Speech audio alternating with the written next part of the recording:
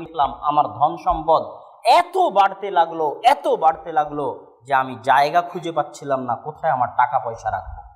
এই হাদিসের বর্ণনাকারী নিজে আল্লাহ রাসূলের হাদিসের উপর আমল করতে গিয়ে ফাইদা কুদিয়াতিস সালাত ফান্তাশিরু ফিল আরজ ওয়াবতাগু মিন ফাদলিল্লাহ, যখন ফজরের সালাত শেষ হয়ে যায় তখন তোমরা ঘুমিও না, জমিনে ছড়িয়ে পড়ো এবং আল্লাহর বরকত, আল্লাহর রহমত অর্জন করার চেষ্টা করো।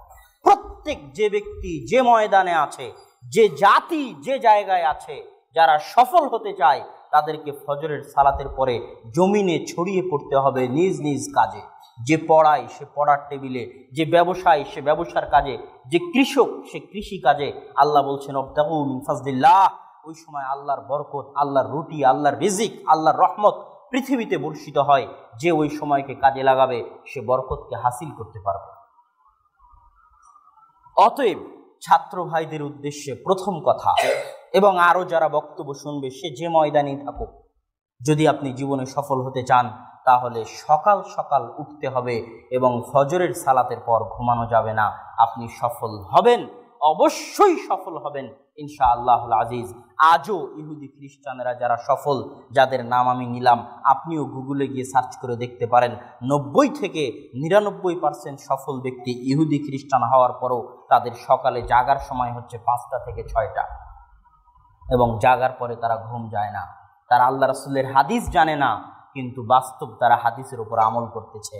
আর আমরা হাদিস জানার পরও, কোরআনের আয়াত জানার পরও তার উপর আমল করতে পারতেছি না। এটাই হচ্ছে দুঃখজনক। দ্বিতীয় বিষয়, যারা জীবনে সফল হতে চায় তাদের জন্য, এটা ইহুদি খ্রিস্টানেরা বলবেও না, তারা আমল করে কিনা আমি নিজেও জানি না, কিন্তু কোরআন এর বাস্তব প্রমাণ।